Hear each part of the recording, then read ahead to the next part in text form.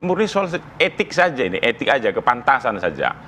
Kita ngertilah, kenallah kita, perilaku kita orang Indonesia ini begitu. Jadi, kalau ada yang bela-bela anak pejabat di bawah itu, aduh, dilayaninya berlebihan loh. Itu, jangan overacting. Kalau istilah Pak Jokowi kemarin, jangan cari muka begitu. Biar aja kemudian nanti berkompetisi dengan fair.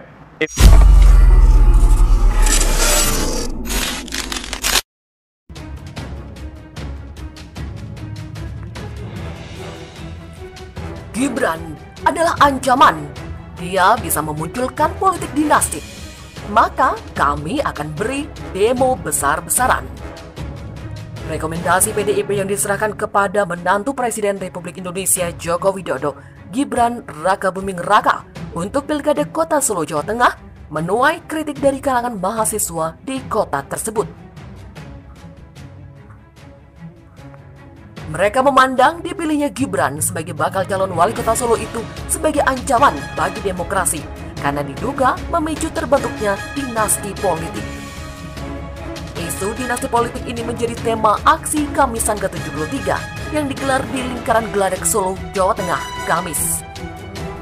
Di samping minim merekam jejak di kancah politik, mereka memandang status Gibran sebagai putra sulung Jokowi pun menjadi persoalan tersendiri. Ini jelas menjadi ancaman bagi demokrasi, tidak hanya di Solo, tetapi secara nasional juga. Demikian kata salah satu aktivis Kamisan, Laras, usai aksi yang diikuti sekitar 50 mahasiswa itu. Mereka menduga rekomendasi dari DPP PDIP untuk Gibran tak lepas dari campur tangan kekuasaan.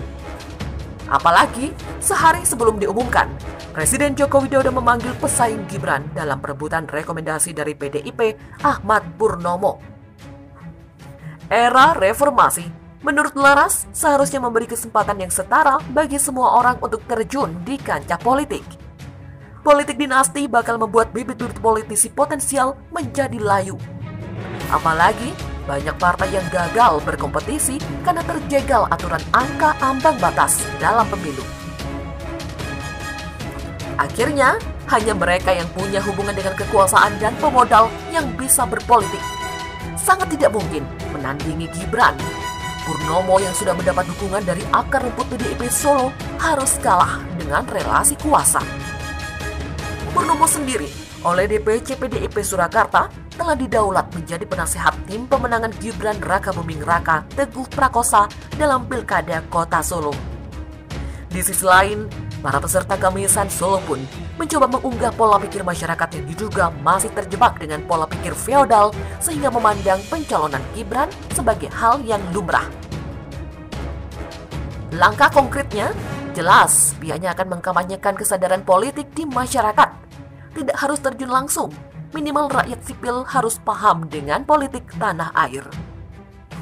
Aksi Kamisan sendiri merupakan agenda rutin setiap Kamis sore yang diikuti sejumlah aktivis mahasiswa Solo. Pada umumnya, aksi tersebut mengangkat isu-isu lokal yang kurang mendapat perhatian publik. Laras menjelaskan, tema politik dinasti dipilih untuk aksi kali ini karena mereka menilai pencalonan Gibran akan menjadi masalah ke depannya.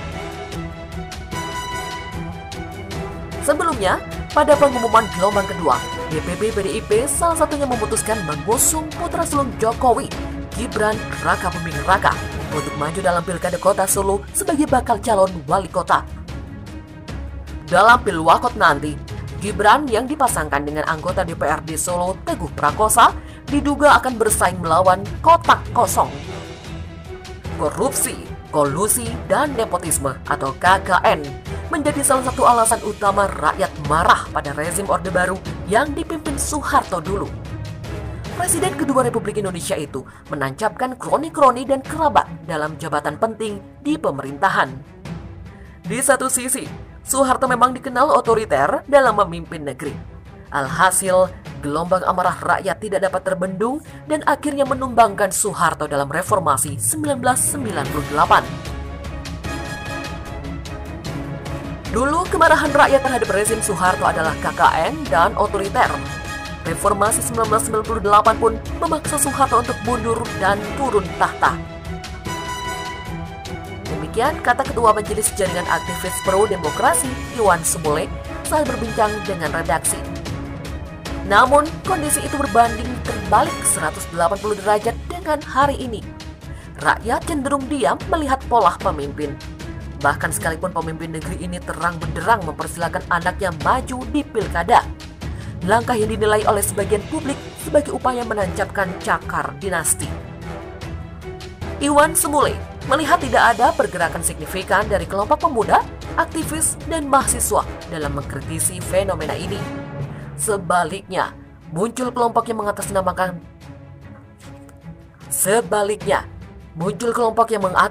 pemuda, aktivis, dan mahasiswa yang mendukung praktek-praktek KKN tersebut.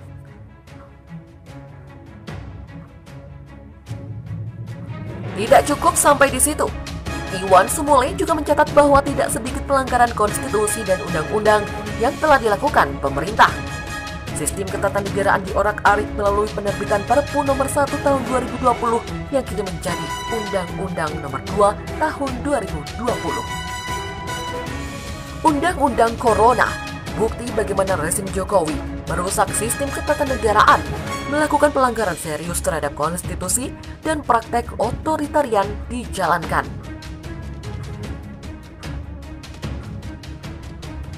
Sementara itu, Sekretaris Jenderal PDIP Hasto Kristianto mengatakan partainya menempatkan kaderisasi politik dimulai dari keluarga. Hal ini disampaikan Hasto saat ditanya ihwal sejumlah calon untuk Pilkada 2020 dari partainya yang memiliki hubungan kekerabatan dengan para pejabat, termasuk Gibran Rakabuming Raka.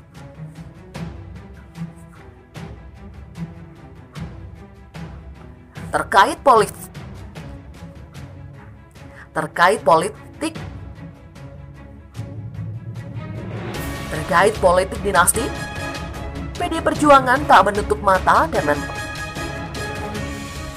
terkait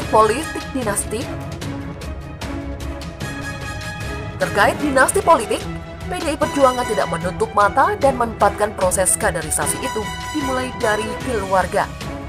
Hasto mengatakan sudah menjadi sikap masyarakat, bukan cuma Indonesia, tetapi juga dunia, bahwa pendidikan bermula dari keluarga.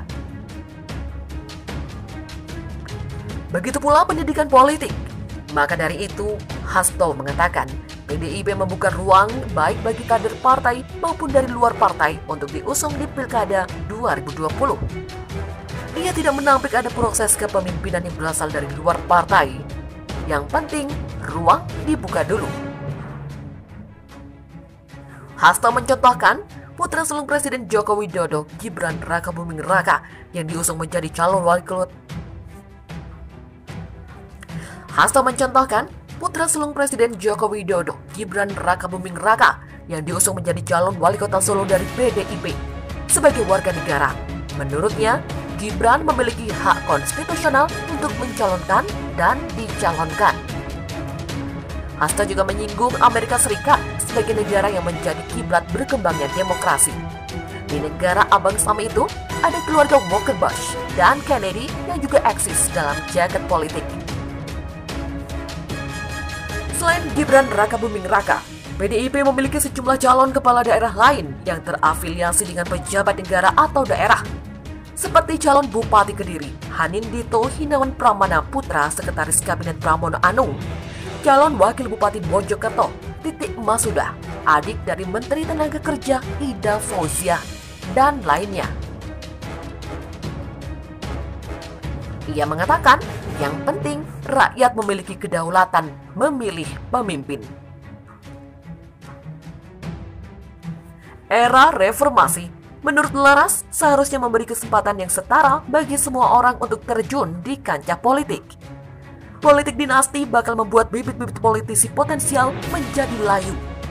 Apalagi banyak partai yang gagal berkompetisi karena terjegal aturan angka ambang batas dalam pemilu.